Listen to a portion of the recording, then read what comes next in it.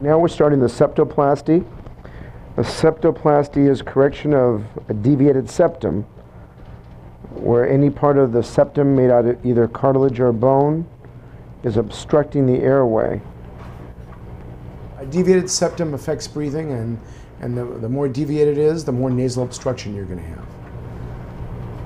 This situation, it's really obstructing her left airway. Give me the ragnell and the scissors. The septum is the partition that divides the left and the right airway.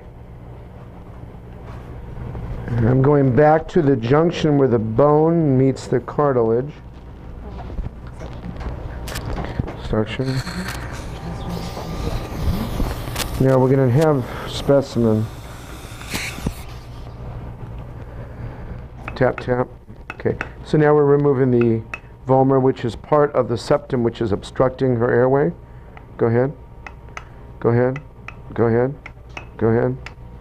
Okay, Takahashi. So here's what we just removed.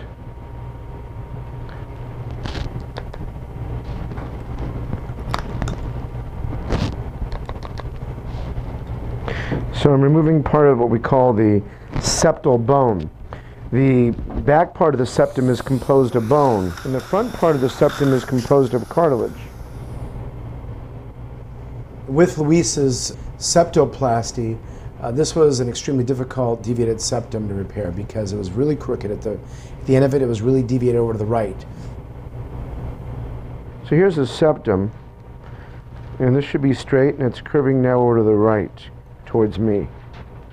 That's the front end of the septum. So we got to somehow figure out a good way to straighten that.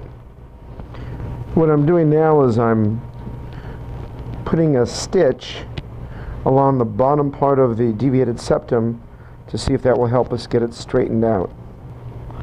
This is still very crooked. We're going to see if I can even do this closed because her septum is extremely crooked. You know, it's bending basically. After I did all my work on the inside of the nose, I still noticed that it was still crooked up on the top part of the nose. Use this here to straighten it out. So I had to use something called the septal batten graft. So this is a septal batten graft. I'm using this to help straighten out that crooked septum. And we're going to see how it turns out. And what a septal batten graft does, it adds stability to the curved part of the nose. And I have to sometimes move it from left to right, you know, upper part of the dorsum on the septum or the lower part. I have to move this little batten graft around, sometimes add 2 or 3 of them to get the septum straight. So you really want to make sure the septum is straight, because if the septum is deviated, the tip of the nose will also be deviated.